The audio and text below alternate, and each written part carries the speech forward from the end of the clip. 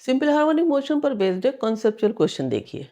Question में कहा जा रहा है कि एक पार्टिकल है जो सिंपल हार्मोनिक मोशन एग्जीक्यूट कर रहा है, उसका टाइम पीरियड 4 सेकेंड है। उस पार्टिकल को कितना टाइम लगेगा जब वो मीन पोजीशन से half of the amplitude position तक पहुंचे। इसके लिए एक डायग्राम बना के सॉल्व करते हैं। देखो, मीन पोजीशन में मान लिया सिंपल पेंडुलम है एम पर। एक तरफ मैक्सिमम डिस्प्लेसमेंट पोजीशन या एम्पलीट्यूड पोजीशन P है और दूसरी तरफ O है। पार्टिकल को कहाँ से कहाँ तक जाना है? Half of the amplitude position यानी M से मान लिया ये K पॉइंट, इतनी डिस्टेंस तक कितना टाइम लगेगा ये निकालना है। लगाएंगे कैसे?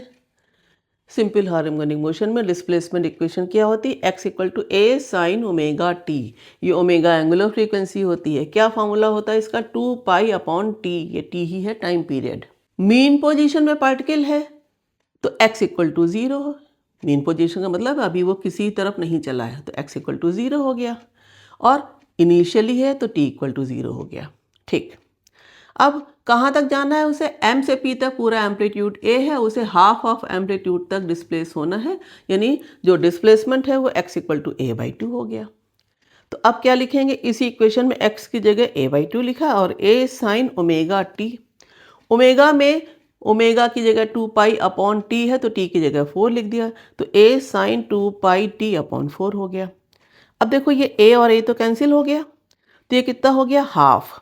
और यहाँ कितना हो गया? 2 से ये 4 कैंसिल हो जाएगा, तो कितना बचेगा? Sine pi T by 2।